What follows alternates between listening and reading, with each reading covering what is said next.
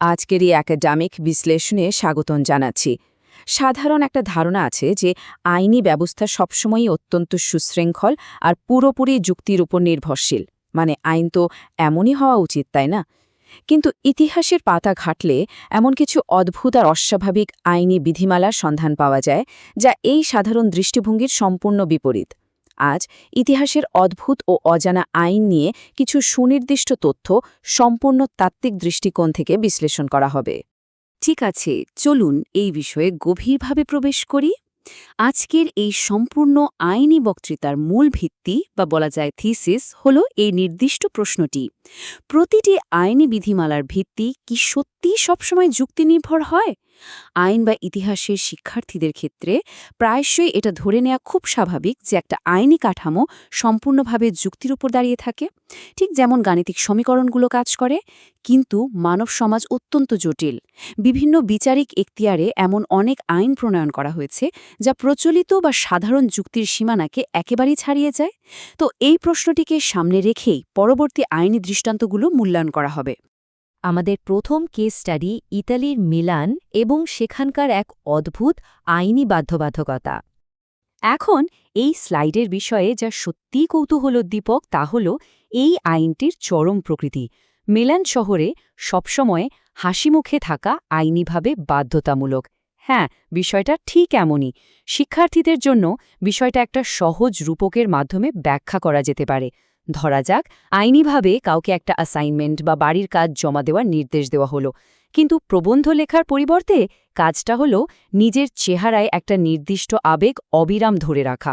ঐতিহাসিকভাবে এই আইনটা আসলে অস্ট্রো-হাঙ্গেরিয়ান আমল থেকে চলে আসছে। মূলত হাসপাতাল এবং শেষকৃত্যের কর্মীদের জন্য এই আইন প্রণীত হয়েছিল। কিন্তু মজার ব্যাপার হল, পরবর্তীতে এই আইনটা আনুষ্ঠানিকভাবে আর বাতিল করা হয়নি। মানে একেবারে অবিশ্বাস্য একটা বিষয়। চলুন সামনে এগোই এবং দেখি কিভাবে এটি পরবর্তী ধাপে পৌঁছায়। এখানে দুটো সম্পূর্ণ ভিন্ন আইনি তত্ত্বের একটা তুলনামূলক বিশ্লেষণ উপস্থাপন করা হয়েছে। এক পাশে রয়েছে ইটালির মিলানের সেই ইউরোপীয় দৃষ্টান্ত যাকে বাধ্যতামূলক কাজ হিসেবে সংজ্ঞায়িত করা যায়। এই আইনটা নাগরিকদের একটা শারীরিক অঙ্গভঙ্গি করতে বাধ্য করে।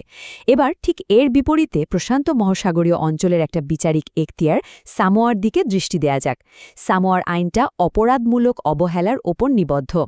মিলানে যেখানে একটা শারীরিক কাজ করতে বাধ্য করা হয়, সেখানে সামোয়ার আইনি ব্যবস্থা একটা মানসিক বা বুদ্ধিবৃত্তিক ব্যর্থতাকে অপরাধ হিসেবে গণ্য করে।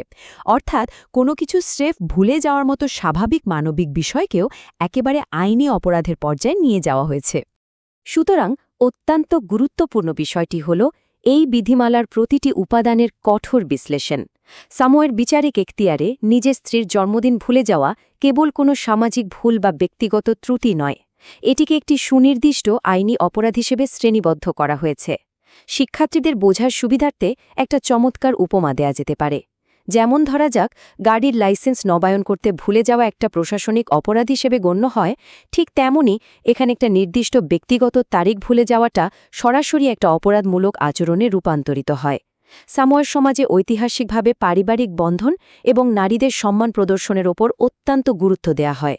আর ঠিক এই কারণেই এ ধরনের একটা সামাজিক ত্রুটিকে একেবারে কঠোর আইনি কাঠামোর ভেতর নিয়ে আসা হয়েছে। এবং এটি চমৎকারভাবে তুলে ধরে আন্তর্জাতিক আইনের ক্ষেত্রে সীমাহীন বৈচিত্র্যের বিষয়টি।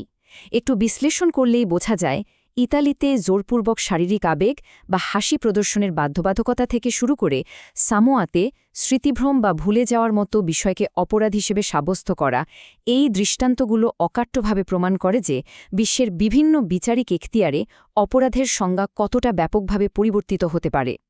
এর মাধ্যমেই আজকের এই তাত্ত্বিক বিশ্লেষণটির সমাপ্তি টানা হচ্ছে। তবে একাডেমিক চিন্তাভাবনার জন্য এই চূড়ান্ত প্রশ্নটা কিন্তু প্রাসঙ্গিক থেকেই যায়।